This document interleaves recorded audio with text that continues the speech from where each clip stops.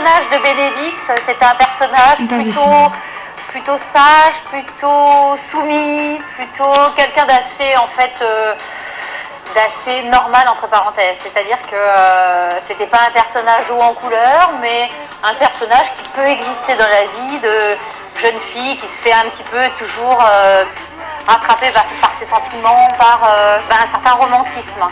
Et ce personnage a tendance à évoluer et à devenir quelqu'un qui s'assume davantage, qui devient une femme, qui vit la crise de la quarantaine. On est là-dedans. On est complètement... Vous voyez, c'est un personnage très aimé.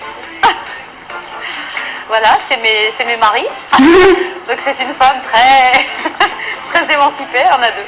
C'est juste qu'il avait laissé traîner son portable sur la table et qu'il a reçu un SMS d'une certaine Aurélie, là, et qu'il l'attendait chez elle, pas pour enfiler des perles, tu vois ce que je veux dire. Qu'est-ce qu'il faut que tu fasses?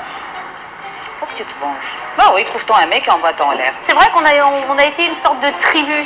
Jean-Luc Azoulay, il a eu envie au départ d'écrire une espèce d'histoire, une bande de jeunes, on vivait en tribu dans un appartement, comme... voilà, ce qui n'existe pas dans la vraie vie d'aujourd'hui.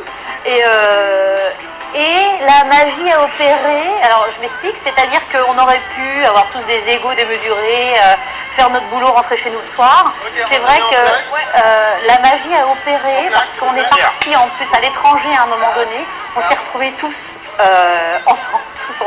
ensemble pendant des années, vraiment de longues années. Et ça s'est super bien passé. On s'est marrés ensemble, on s'est très bien entendus. Il y avait des liens forts entre nous. Et quand la série s'est arrêtée, on a continué à se voir. On est des vrais potes, quoi. Ça me faisait marrer, j'avais envie de vivre l'aventure. J'avais pas envie qu'elle se fasse sans moi. Et on se retrouve très bientôt pour les Mystères de l'amour sur TMC.